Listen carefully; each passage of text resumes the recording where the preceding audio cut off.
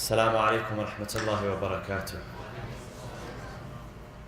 أعوذ بالله السميع العليم من الشيطان اللعين الرجيم. بسم الله الرحمن الرحيم.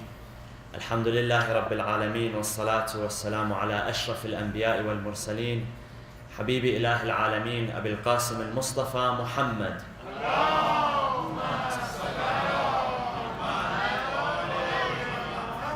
وعلى آل بيته الطيبين الطاهرين المعصومين المنتجبين. أعوذ بالله من الشيطان الرجيم. بسم الله الرحمن الرحيم. ومن آياته أن خلق لكم من أنفسكم أزواجا لتسكنوا إليها وجعل بينكم مودة ورحمة إن في ذلك لآيات لقوم يتفكرون. صدق الله العلي العظيم، وصلوا على محمد وآل محمد.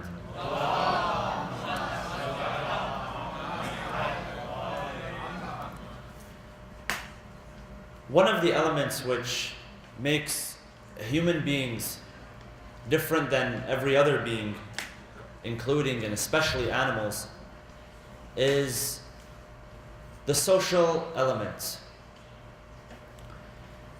Not meaning interaction, because animals can interact with one another, and sometimes animals can even show mercy to one another.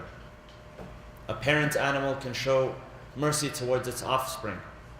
So it's not about interaction when we speak of the social element, because animals interact within their own family, they interact within their own group, their own pack. However, human beings are on a different level of interaction. The human being has the intellect, and that's what makes him different than every other being, different than any other living being, of course, speaking about animals and plants and other living objects. The human being has the intellect. And this intellect boosts the capacity of interaction. It boosts the capacity of the social elements. So human beings are social beings, and we depend on interaction for our livelihood, for our mental stability, our emotional and our spiritual stability as well. Within our own families, with our spouses and our partners, with our friends, and indeed within our larger communities as well. So, an important part of our survival is our interaction with other beings. If a human being decides not to interact with anyone, then that human being eventually will not survive, because either he will be ostracized or completely separated spiritually and emotionally, or if he is physically separated from people, then his legacy shall not survive. After he passes away, if he has no family to continue, then his legacy has ended. So establishing society, establishing community, and establishing family is very important for the survival of human beings. Not only that, establishing family serves more than one purpose. It is not merely for procreation, because procreation is not limited to human beings. It is for animals as well. Animals get together to procreate, but the procreation of human beings is different than the procreation of animals. So there's a different element. There's an element which is exclusive to human beings within our relationships and within our social interactions. Now, families represent the backbone of society. Society depends on well-established nuclear families. So when we maintain family, we maintain society. Society may be wealthy. There may be a lot of wealth. There may be knowledge. There may be power. There may be ability. But if there is no family to hold together society, then there is no support and there is no backbone, and society could not last more than a few years or more than a few generations. However, today we notice that in the world that we live in, there is a weakness. There's something missing when it comes to family. And there are a lot of factors and a lot of elements which cause this sort of weakness and this sort of disintegration. Number one, today, as opposed to before, there's a less need for family. If you look at a few centuries ago, if you look at 1,000 years ago or even more, people depended on family for a number of things. The family was the center of emotional stability, spiritual stability. In the family, there was shelter, there was strength. Everything that a person could need, he can take from his family. Today, family is being replaced with other things. And when Allah subhanahu wa ta'ala speaks about family in the Quran, He speaks about family as a blessing, and then He says, أَفَبِالْبَاطِلِ يُؤْمِنُونَ وَبِنِعْمَةِ اللَّهِ هُمْ يَكْفُرُونَ. That do they believe in that which is void, and do they disbelieve in the blessings of Allah?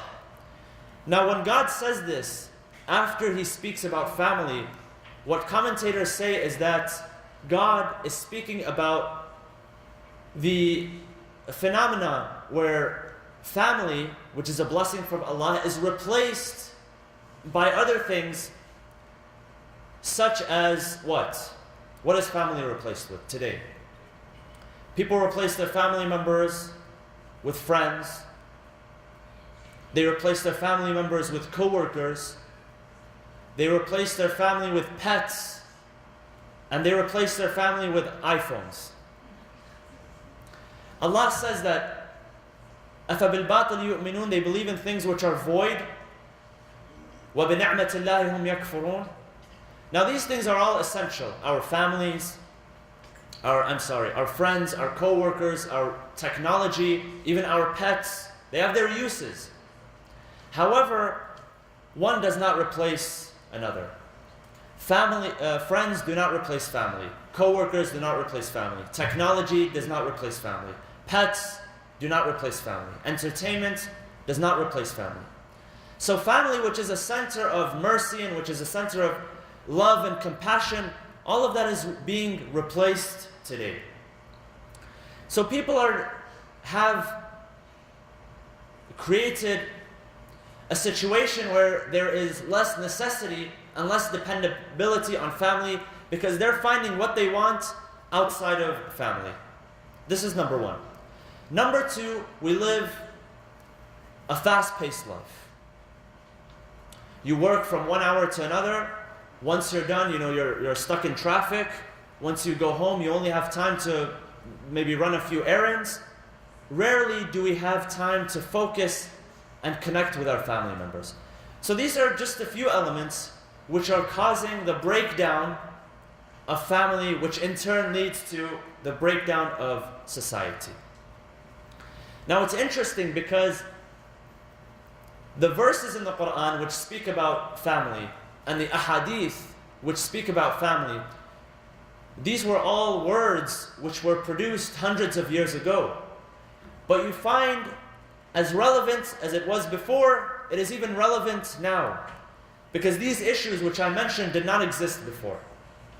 Fast-paced life, it didn't exist. Less necessity for family didn't exist. People depended on their families.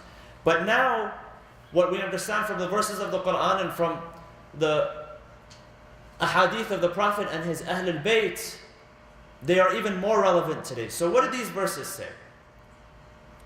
Allah subhanahu wa ta'ala says in one verse, Bismillah ar-Rahman ar-Rahim, الَّذِينَ, those who, الَّذِينَ يَصِلُونَ مَا أَمَرَ اللَّهُ بِهِ أَن يُوصَلْ, those who establish the link, the connection, which God has commanded to be established. What link and what connection is this? When God is talking about a link and a connection that has to be established, is He talking about a Wi-Fi connection? Or is it a Bluetooth connection? What is it? It's the family. This verse refers to the family. Those who establish the link and the connection which God has ordered and commanded them to establish, أُولَٰئِكَ لَهُمْ عُقْبَى الدَّارِ. To those, they have the final abode, the final attainment, and that refers to the heaven, that refers to the paradise, and that's our final abode. And then in the next verse, he speaks about those who sever or destroy this relationship, this connection which God has also ordered. Those are Al-Khasirun. Not only in the afterlife, but in this life as well. They're the losers. So they lose in the afterlife, and they lose in this life as well. Why do they lose in this life? Because any right-minded person will tell you that there is no satisfaction out of all of the types of satisfaction which we try to derive in this world. There is no satisfaction which supersedes the satisfaction of enjoying good family relationships. There was one time a report speaking about places in the world where people live the longest and people are the happiest. They were measuring how happy people were. And there were a lot of factors, which were considered, which were factored in. And they realized that the happiest place on earth is where? Is it New York, where Wall Street is? Is it London, where all the money is, where the financial center of the world? Is it in Dubai with the tallest skyscrapers? Where is it? Is it in on Hollywood or Sunset Boulevard? It's in none of those places. The happiest place, and they went all across the world, the happiest place where people lived the happiest lives was a remote island which they had visited. I forget what the name was, but they visited that island, and when they tried to seek why are people living so happy, it's because they found that in that island, wherever they were living, people enjoyed good family relationships. There was no such thing as two brothers falling out of a relationship over financial issues, or two families not speaking to each other because they wanted their son and daughter to marry and it didn't work out, and all of a sudden they stopped talking to each other because of this. It was because they enjoyed good family relationships that they lived the happiest. It wasn't because they got to drive a Bentley or their children were wearing Nikes, or because they all had a master's and PhD. None of that. It's because they enjoyed good family relationships. So practically, when Allah says in the Quran that in the next life they are losers, we'll get to that, and in this life they are losers as well, because if you've lost family, then there's no other satisfaction which can replace that. So this is one verse. One hadith says the following. It says, speaking of the afterlife, إِنَّ صِلَةَ الرَّحْمِ, enjoining good family relationships, وَالْبِرْ, benevolence, being good towards your family and other people, لَيُهَوِّنَانِ الْحِسَابِ فِي يَوْمِ الْقِيَامَةِ. These two things, establishing good family relationships and being good to people, general good, benevolence, they will alleviate the accountability or the punishment on the Day of Judgment. وَإِنْ كَانَ أَهْلُهَا غَيْرُ أَخْيَارٍ. The hadith says that even if those who enjoy those good family relationships aren't the best of people. This is one verse. This is one hadith. Other hadith encourage us to enjoy good family relationships. One says, صَلْ رَحِمَكَ, that establish that connection with your family. وَإِنْ كَانَ عَلَى مَسِيرَةِ سَنَةٍ, even if you had to travel for an entire year in order to do so. Now today, none of us have to travel for 1 year in order to ask about our family members, because we're all connected to the internet, we all have telephone, we all have the latest broadband connection, and establishing family ties, saying Salamu Alaikum, saying Eid Mubarak, it only takes a few minutes texting a person, and they could be living on the other side of the globe. But this hadith is saying even if it takes a year, so imagine before it would take a year to travel from one country to another, and at the same time he is saying Sil Rahimak. Sil, this word, Sad, Lam, is fi'l amr, it's a command. So the Prophet is commanding, and the Ahlul Bayt are commanding, that we enjoy good family relationships, establish those even if it takes a year. So if we take this into context, into the world we live in today, it doesn't take a year, it doesn't take a month, it doesn't take a week. Up until maybe 20 years ago, you still had to write letters. Even before there was email, you had to write letters, and that can take a week or maybe 10 days. We don't even live in that era anymore. Now we live in the world of texting, we live in the world of emailing, we live in the world of telephone. So if it was relevant back then, it is definitely relevant now. صل رحمك وإن كان على مسيرة سنة. Now, as we mentioned, those who enjoy good family relationships, they are blessed in this life and they are blessed in the next life.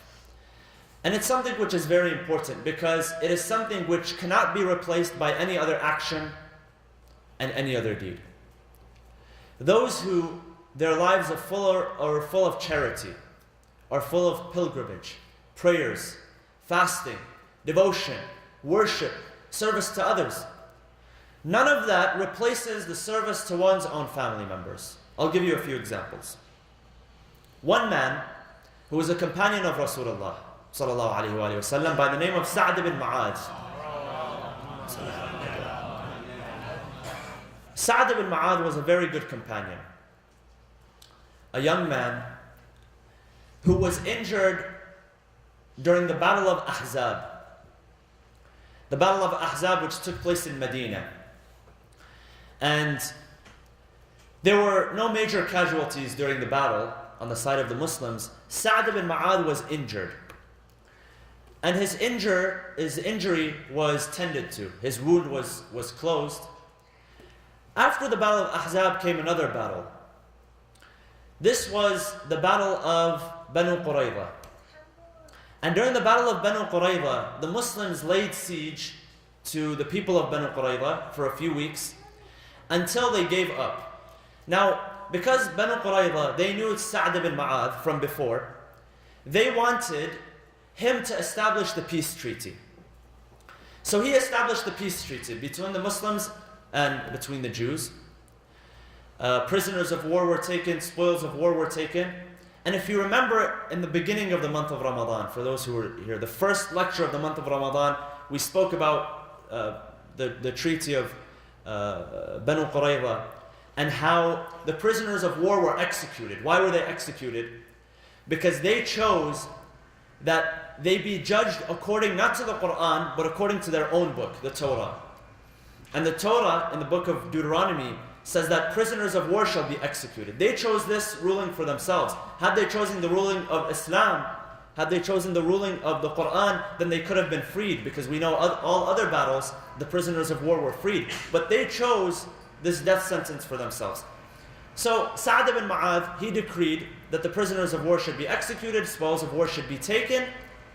The Prophet said that the ruling of Sa'd was agreed upon over 7 heavens, meaning that Allah Himself endorses the ruling of Sa'd. So he was a very good man. As soon as this battle ended, his wound, it opened, and he passed away because of that. So soon after, they were walking in the funeral procession of this man. And it is said that the Prophet, as he was walking in this funeral procession, was holding himself like this, holding himself tight, and he was walking. So the companions, they said to him, Ya Rasulullah, why are you holding yourself? You seem very bothered and constricted. He says, the reason I'm doing this is because there are 70,000 angels now attending the funeral procession of Sa'd. You cannot see them, I can see them. So imagine how honored this man was that the Prophet says that God endorses his ruling, God approves of his ruling. And 70,000 angels are attending his funeral procession. When he was buried, his mother was very happy. She was sad that she lost him, but she was happy because she knew that he was in a better place. She was rejoicing. So Rasulullah turned to her and he told her, I know you're rejoicing, but not so fast. This man was good with you. He was a loyal companion. He was good with his friends, but he wasn't good with his family. He wasn't good with his wife and children. And because of that, right now he is being constricted in his grave. His grave is a very, very tight place for him right now. So what does this mean? He was a good companion. God endorses his ruling, meaning his judgment is accepted, through divine means. And he was a good companion, and he was good within his own society. However, because of the way that he treated his direct family members, his wife and children, the Prophet said he is being constricted in his grave right now. So being good elsewhere, with our friends, with our community, with society, does that replace being good with our family members, our direct family members? It doesn't. If you haven't maintained good ties with your direct family members, then going far away to establish friendships and this and that, it doesn't work out too good for us. I'll give you another example. If you're familiar with the name Al-Mutawakkil Al-Abbasi, who was the Abbasi Khalifa during the time of the 10th and 11th Imams of the school of Ahlul Bayt. This man was known for his animosity and his hatred towards Ahlul Bayt. Now, among the Abbasis, there were some who did not have, much animosity and hate, because all of them had animosity. Some of them had more, and some of them had less. So Al-Ma'mun, for instance, some people say that this man was a follower of Ahlul Bayt, and he was, such a good man, and so on and so forth. That wasn't true. If you read about his life, he wasn't the best of people.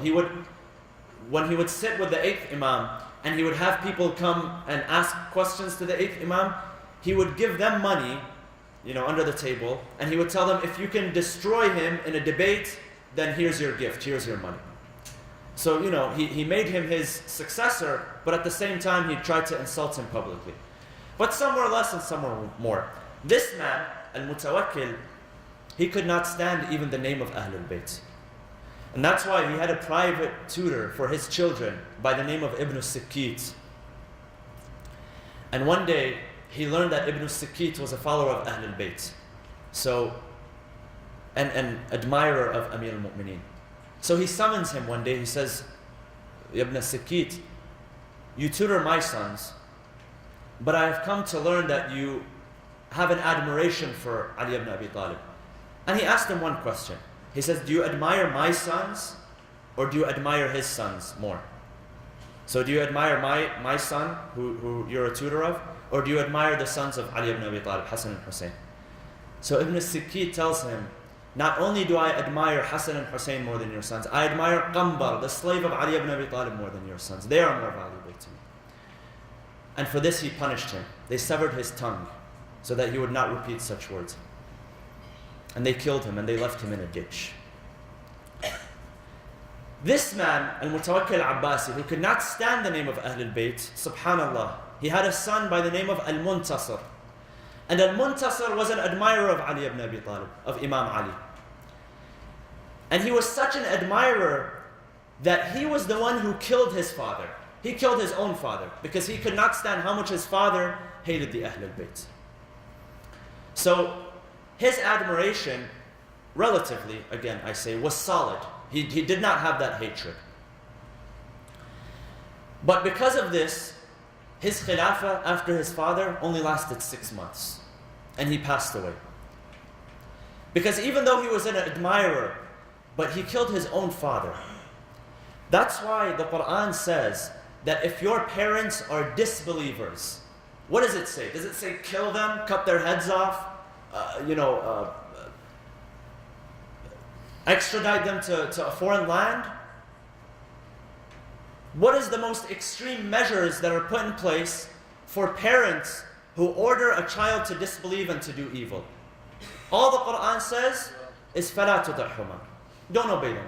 And then right after that, it says enjoin good relationships with them, respect them. Even if you're not going to obey them, respect them. Even if they're from a different school of thought, they're from a different belief, don't obey them if they tell you to do evil, but respect them. So this man who killed his father apparently for the love of Ali ibn Abi Talib, of course he had political reasons behind that, but it was known that he was an admirer of the Imam to some extent, and he claimed that he did it for the love of Amir al-Mu'mineen. However, because it was his own father, his life did not last long. And that's one of the effects of destroying the connection, the link which Allah subhanahu wa ta'ala has commanded us to enjoy. Also, establishing those relationships, Allah subhanahu wa ta'ala says that grants us a long life. It is well known that salat raham, enjoying good family relationship, blesses us with a long life.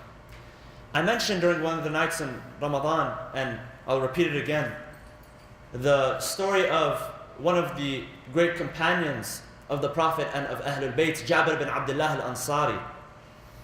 This man whose father was a companion of Rasulullah, and he fought alongside him in battle, and he was killed during, I believe, the Battle of Uhud, if I'm not mistaken. His son at that time, Jabir, this great companion, became a companion of the Prophet and of Ahlul Bayt. During the life of the companion, during the life of Rasulullah, this man became so sick one day that he was on his deathbed. And he became the sole caretaker for his sisters. Some narrations say he had anywhere from 7 to 9 sisters, which after the passing away of his father, the martyrdom, he became financially responsible for their well-being. And he was a young man at that time. And the Prophet would constantly ask him about the well-being of his siblings. So it became his sole responsibility. And at a young age, he got so sick one day that he was on his deathbed. So Rasulullah enters upon him. He enters in his room. And Jabir, seeing himself on a deathbed, thinks his death is imminent. So he begins to speak to Rasulullah about the inheritance, the legacy that he's leaving behind. And since he only had sisters, he was asking Rasulullah, how much do I leave behind? Now, until that time, the verse of the inheritance of the siblings had not been revealed in Surah An-Nisa. For it had been mentioned in the beginning of Surah An-Nisa, but not in detail. So Rasulullah, when he entered and he began to discuss, Rasulullah, the hadith says, he began to encourage him to give more to his siblings. He wanted a certain portion to be given and the rest to be given away to others for good causes. But Rasulullah kept encouraging him to give more and to give more. And he kept encouraging him to establish his relationship with his sisters, to keep it strong and solid. At that time, a verse was revealed. And this verse in Surah An-Nisa, verse number 176, Allah subhanahu wa ta'ala speaks in detail of the legacy, the inheritance, which is given to the siblings, which is given to the sisters. And so because he agreed to enjoin his relationship with his sisters and, solidify that, Allah subhanahu wa ta'ala granted him a long life. He went from being on his deathbed in his youth to surpassing the Prophet, living after him, outliving Imam Ali, outliving Imam Hassan, outliving Imam Hussein, outliving Imam Zayn al-Abidin, until he became a companion of the 5th Imam, Imam Muhammad al-Baqir alayhi salam. And according to some narrations suggest that he also outlived the 5th Imam. Of course, by that time he was a very old man, but he lived a very long and blessed life, going from his deathbed to outliving the Prophet and many of the family members of Ahlul Bayt alayhim salam. A very long and blessed life. Why? Because he enjoyed good family relationships. Before going to the companions, before going to his wider society, his family was his priority. And because his family was his priority, God gave him a long and blessed life. So, establishing good family relationships, Allah subhanahu wa ta'ala will give us a long and blessed life, and in the hereafter, it is one of the things which alleviates the pain or the struggle of standing on the Day of Judgment of accountability. So the focus is on our direct family members, our children, our spouses, and most importantly out of all are the father and the mother, and even more importantly than the father is the mother. How many narrations do we have which tell us to be kind to our mothers, be gentle, be generous towards our mothers, and that the heaven lies beneath the feet of the mothers, and that those who establish good relations with their mothers and those who take care of their mothers, what kind of position that they have in paradise. And I'll leave you just with one story. It is said that the Prophet Musa, ala nabina wa ala alihi afdal salatu wassalam, one day asked Allah subhanahu wa ta'ala, he said, "Oh Allah, who is going to be my partner in heaven?" So imagine Musa, this giant, this prophet who is mentioned more than 100 times in the Quran, more than even our own prophets. Musa is the most mentioned prophet in the Quran. And there's a lot to learn from his story. So this man, who Allah refers to as Kalimullah, Kalimullah is the man who spoke to Allah subhanahu wa ta'ala directly. He wants to know who his partner is going to be in heaven, who's going to be with him in heaven. He was just curious. He knew that he was going to be in heaven. Who's going to be my partner? Who is as great and who is as honorable as him? So when he asked this question, I mean, who do you think is going to be the partner of Musa? Is it going to be an investment banker, or is it going to be a billionaire who leaves his money for charity? If you've seen today a growing trend among billionaires, is that they leave behind the bulk of their wealth to charity. They say that after my death, 60 billion, 70 billion is going to go to charity. It's a growing trend. The other day they were celebrating the fact that now new billionaire Mark Zuckerberg, the founder of Facebook, he's joined the list. So after he's dead, he's going to give most of his money to charity. Bill Gates is also on the list. All these multi-billionaires, they're on this list that we're going to give after we die. I need $50 billion now for the next, for the next 50 years. I need $50 billion now, but Allah Kareem, after I die, God is most merciful. I'll be merciful to others. So are these the people which God says are going to be, the companions of the prophets in the heaven? People who give away all of their wealth? Or people who perform the Hajj every single year? It's none of the above. When he asked the question, God told him, I'll show you with your own two eyes exactly who is going to be your qareen, your companion in paradise. So he directs him to a young man who is a butcher by profession. So this man, a young man, just a normal average Joe butcher, his work is, he slaughters the animal and he prepares the meat and he sells it. So Musa, he thought that there was going to be something special about this man. Since he's going to be my companion, there's obviously something special about him. So he stood there and he witnessed him for the entire day. And he noticed that there was nothing which was extraordinary. This man just went about his business. He would slaughter the animal, prepare the meat, and he would sell it to people who come and request it for him. At the end of the day, before he closes shop, he takes a piece of meat with him, which is left behind, and he goes home. So Musa decides to follow him. He finds him at the door of his house. He greets him. He says, I want to be your guest for the night. Now this man doesn't recognize Musa. He knows of Musa. He knows who Musa is, but he doesn't recognize him. So he says, okay, Bismillah. He enters into the house, into the home.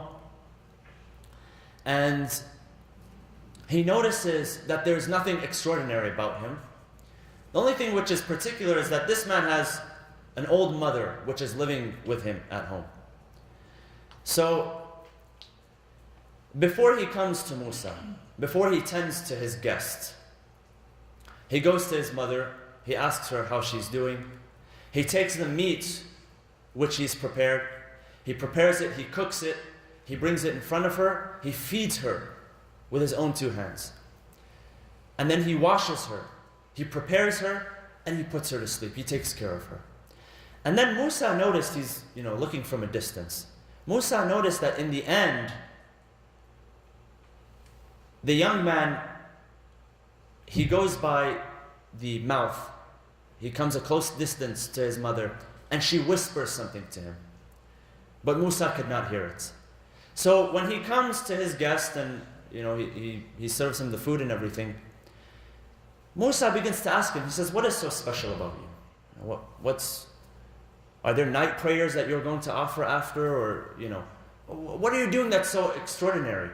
He tells him, nothing, this is my daily routine. I go to work, I slaughter the animal, I prepare the meat, I do all of this, and then at the end I take the best meat that I have, I save the best piece for my mother. I come home, I take care of her, I clothe her, I feed her, and that's it. Musa says nothing else. He says, no, I don't do anything special. This is my daily routine. I don't hurt anyone. I don't do extra prayers, but this is my daily routine. I have a mother and this is all I have in this world and I'm taking care of her. So Musa, he says, well, I have to be honest with you. That I asked Allah, he introduced himself. He said, I'm Musa, by the way. And I asked Allah, who is going to be my qareen, my partner in heaven? And so he showed me to you. He pointed me to you. So I'm trying to figure out what's so special about you. So the man, he recalls, he says, now I know what you're speaking about. Because every time I feed my mother, every time I take care of her, every time I wash her and prepare her for bed, at the end she always whispers in my ear, my dear son, may Allah make you the partner of Musa, the Prophet of Allah, in heaven. And so because of this service that he provided for his mother, a very simple service, he wasn't paying for a first-class ticket, or she wasn't sleeping at the Ritz-Carlton or anything. Just very, very simple, preparing a meal for her with intention, with honesty, with sincerity. And in return, all she did was a simple dua. She was no superwoman either. She was not doing anything extraordinary. It's simple things like this which give blessing to our life. And that tells us that when our mothers pray for us, that Allah subhanahu wa ta'ala, He answers their prayers. I think all of us can say that our mothers have prayed for us in one way or another, and it has contributed to the success that we have seen in our lives. And hopefully there is no one among us which today has neglected their mother, and because of that is not seeing success and not seeing good fortune. Now for those of us who our mothers are not with us, that doesn't mean that the blessing is completely gone. We can still provide in the name of our mother. We can provide to others and send the thawab to our mothers. And for those that our mothers are with us, remember that if you please and satisfy your mother, and in return your mother does a dua for you, a supplication, then Allah subhanahu wa ta'ala will answer that request. So we ask Allah subhanahu wa ta'ala to allow us to be among those who enjoy good family relationships. Oh Allah, allow our parents, our fathers and our mothers to be pleased and satisfied with us. Oh Allah, allow our children to understand the importance of their service towards their parents. We ask Allah subhanahu wa ta'ala to bless us and to forgive us and to have mercy upon us, inshallah. Bismillah ar-Rahman ar-Rahim. اللهم اغفر للمؤمنين والمؤمنات والمسلمين والمسلمات الأحياء منهم والأموات تابع بيننا وبينهم بالخيرات إنك مجيب الدعوات إنك قاضي الحاجات إنك على كل شيء قدير برحمتك يا أرحم الراحمين وصلى الله وسلم على سيدنا محمد وعلى آل بيته الطيبين الطاهرين.